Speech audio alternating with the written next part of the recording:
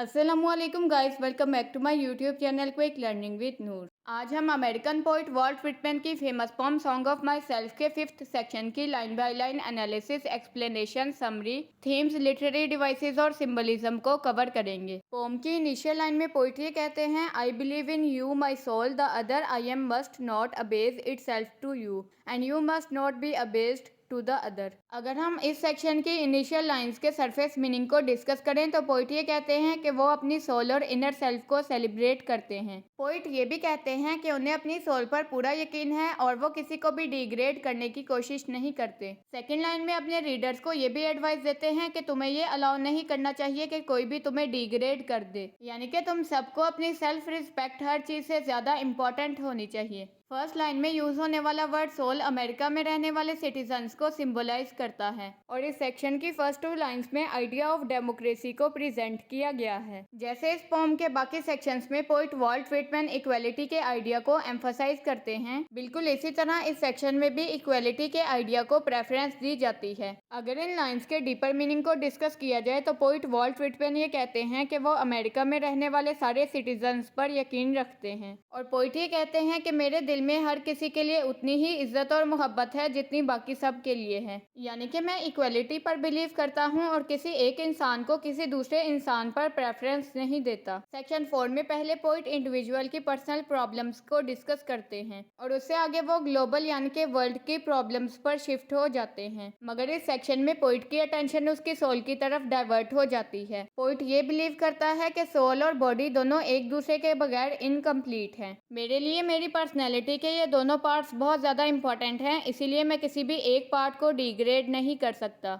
In these lines he is combining body and soul and he considers that both these elements are important for the existence of an individual. और poet ये भी कहता है कि America में रहने वाले सारे सिटीजन्स को अपनी वैल्यू को कंसीडर करना चाहिए। फर्स्ट 2 लाइंस में डेमोक्रेसी और इक्वालिटी के थीम को प्रोमिनेंट किया गया है। आगे पोइट ये कहते हैं, loaf with me on the grass, lose the stop from your throat. वो अमेरिकन सिटीजन्स को इनवाइट करते हैं कि वो वॉल्ट व्हिटमैन के साथ आकर घास पर नंगे पांव फिरें और वो पोइट के साथ ज्यादा देर बैठकर लंबी लंबी डिस्कशंस में इन्वॉल्व हों। और वो ये भी कहते हैं कि वो बोलने में अपने गले से और अपनी फीलिंग्स को शेयर करते हुए अपने दिल से हर तरह की हिचकिचाहट को दूर कर दें। यहाँ पर पोइट की फीलिंग्स ऑफ सिंपैथी और लव के थीम को हाईलाइट किया गया है। नॉट वर्ड्स, नॉट म्यूजिक और rhyme I want, not custom और lecture, not even the best. Poet ये कहते हैं कि मुझे अपनी सोल से डिस्कशन करने के लिए ना तो अल्फाज की ज़रूरत है और ना ही म्यूज़िक और राइम यानी कि पोइट्री की। म्यूज़िक और राइम को भी दूसरे वर्ड्स में पोइट्री कहा जाता है क्योंकि पोइट्री में म्यूज़िक और राइम दोनों प्रेजेंट होते हैं। ना तो पोइट को किसी तरह के कस्टम वैल्यूज़ और लेक्चर की ज़रूरत है और ना ही किसी और दूसरी बेहतरीन चीज़ की।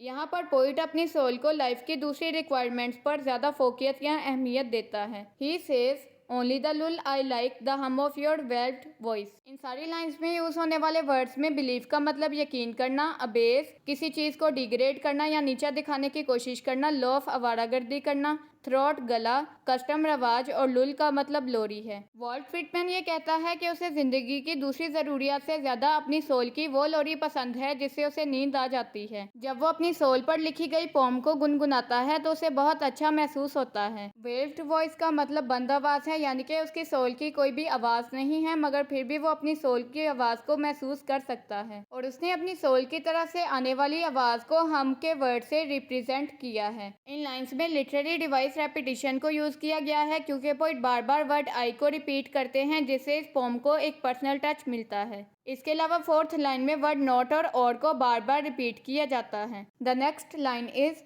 आई mind how once we lay such a transparent summer morning. इस पोम को जुलाई में लिखा गया था जो कि समर सीजन को रिप्रेजेंट करता है। पोइट ये कहता है कि मुझे आज भी याद है कि कैसे मैं एक क्लियर समर मॉर्निंग में अपनी सोल के साथ लेटा हुआ था। उस वक्त आसमान भी बिल्कुल साफ था, यानी कि आसमान में भी कोई बादल दिखाई नहीं दे रहा था। How you settled your head athwart my hips and gently turned over upon me. और पोइट यहाँ पर यह डिस्क्राइब करता है कि कैसे उसकी बॉडी और सोल के दरमियान सेक्सुअल रिलेशनशिप स्टार्ट हुआ था। यहाँ पर वॉल्ट व्हिटमैन की सोल को पर्सोनिफाई किया गया है and part parted the shirt from my bosom bone and plunged your tongue to my bare stripped heart. Poet अपनी सोल को ह्यूमन क्वालिटीज देते हुए उसके साथ एंजॉय करते हैं. Poet feels that the tongue of his soul is touching the heart of his body. और यहाँ पर लिटरेरी डिवाइस हाइपरबली को यूज किया गया है क्योंकि पोइट इस सिचुएशन को एग्जैजरेट यानी कि बढ़ा चढ़ाकर बयान करते हैं. And reached till you felt my beard and reached till you held my feet. इन दोनों लाइंस में एनाफोरा की टेक्निक को यूज किया गया है क्योंकि दोनों लाइंस की बिगनिंग वर्ड एंड से की जाती है. और इसके अलावा फोर्थ लाइन में एंड रीड टिल यू और माई को 2 टाइम्स रिपीट किया जाता है.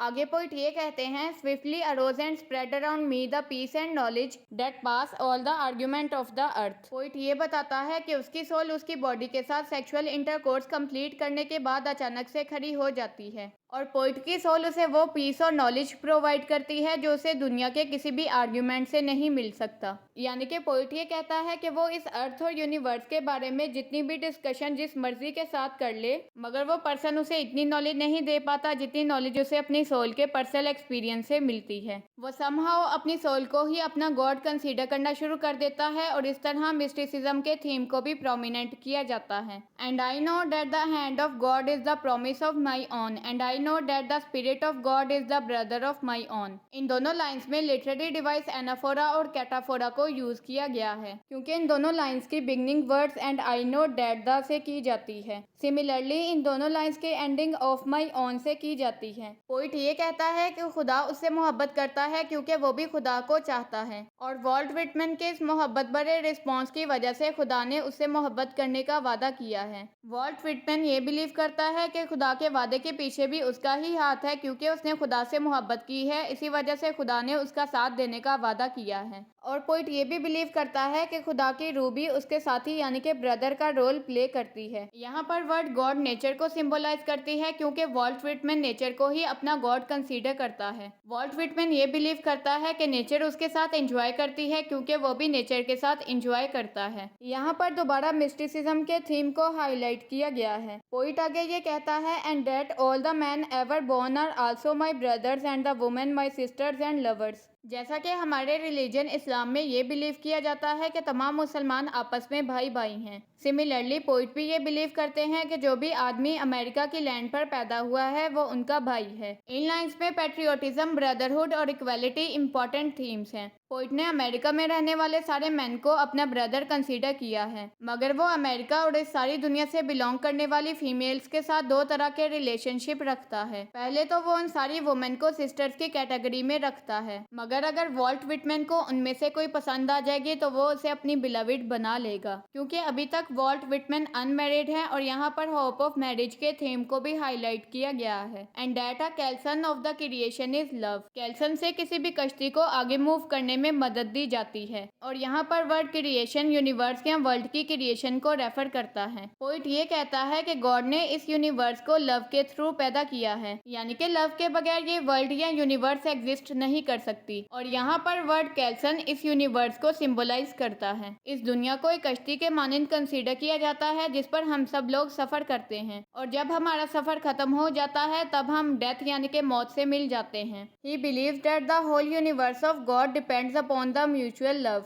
So they should always live together with the feeling of love, sympathy and brotherhood. Last 2 lines में लिटरेरी डिवाइस एनाफोरा को यूज किया गया है क्योंकि इन दोनों लाइन्स की बिगनिंग वर्ड एंड डैट से की जाती है. और पोइट आगे ये कहता है and limitless are leaves stiff or drooping in the fields. यहाँ पर वर्ड लीव्स पीपल को जबकि फील्ड्स इस वर्ल्ड या यूनिवर्स को सिंबलाइज करता है. इस दुनिया या कायनात में काउंटलेस पीपल हैं जिसमें अमीर लोग तो अकड़ कर चलते हैं मगर गरीब लोगों को दूसरों के सामने झुकना पड़ता है. लीव्स और फील्ड्स के थ्रू इस वर्ल्ड के कॉन्सेप्ट को प्रेजेंट करके वॉल्ट विटमैन इसे और ज़्यादा खूबसूरत बना देते हैं. जैसा कि खेत के जिन दानों में अच्छा स्प्रे किया जाता है और अच्छा बीज डाला जाता है वो ज़्यादा अकड़ कर खड़े होते हैं. सिमिलरली जिन दानों पर स्प्रे भी अच्छी तरह नहीं किया जाता और बीज भी लो क्वालिटी का डाला जाता है तो वो दूसरे बीजों के मुकाबले में सूख जाते हैं या झुक जाते हैं. इस सेक्शन की लास्ट 3 लाइन्स में नेचर के कॉन्सेप्ट को प्रेजेंट किया गया है. And brown ants in the little wells beneath them. Poet ये बताते हैं कि उन्हीं खेतों के नीचे ब्राउन कलर की आर्ट्स ने अपने बिल बनाए हुए हैं जिनमें वो अपने सर्वाइवल के लिए रहती हैं.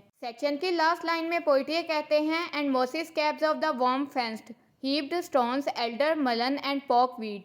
इस लाइन में मोसिस कैप्स का मतलब कायदार खारिश, मॉम कीड़ा, फेंस बारियां जाला, हीप्ड ढेर, मुलियन का मतलब ऐसा फ्लावरिंग प्लांट जिस पर स्मॉल लीव्स होते हैं, जबकि पॉकवीट का मतलब एक अमेरिकन प्लांट है। इन सब से ये शो होता है कि पोइट नेचर को कीनली ऑब्जर्व करता है और वो नेचर के सारे एलिमेंट से टोटली फेमिलियर है। पोइट ये कहता है कि सारी वर्ल्ड और इसकी सारी क्रिएशंस को लव ने ही अपने साथ बॉन्ड किया हुआ है, जिसकी वजह से ये सारी क्रिएशंस आपस में इंटरकनेक्टेड हैं। इस सेक्शन की लास्ट 3 लाइंस में लिटरेरी डिवाइस एनाफोरा को यूज किया गया है, क्योंकि इन तीनों लाइंस को वर्ड एंड से स्टार्ट किया जाता है। इस सेक्शन के हाईलाइटेड थीम्स में self love, mysticism, deep connection with the soul, sensuality, democracy and equality, hope of marriage और लव को ऐड किया गया है, जिनको हम पोम की line by line deep analysis करते हुए साथ साथ डिस्कस कर चुके हैं। और इसके अलावा जब पोइट अपनी बॉडी के साथ अपनी सोल के सेक्सुअल रिलेशनशिप को एस्टेब्लिश करता है तो वहाँ पर विजुअल इमेजरी को यूज किया जाता है। सो आई होप आज का वीडियो लेक्चर आपके लिए काफी ज्यादा इन्फॉर्मेटिव रहा होगा। और आज की वीडियो आपके लिए इन्फॉर्मेटिव थी तो वीडियो को लाइक शेयर करके एक अच्छा सा कमेंट भी कर दें। अगर चैनल को अभी तक सब्सक्राइब नहीं किया तो जल्दी से सब्सक्राइब करके बेल आइकन को भी प्रेस कर दें। इंग्लिश कोर्सेज से रिलेटेड एक्स्ट्रा इन्फॉर्मेशन को गेन करने के लिए आप मेरे फेसबुक पेज को भी फॉलो कर सकते हैं। किसी भी न्यू टॉपिक के सजेशन आप नीचे कमेंट सेक्शन या कम्युनिटी टैब में दे सकते हैं। तो guys take care of your self. We will meet in the upcoming video lecture. Till then अल्लाह हाफिज।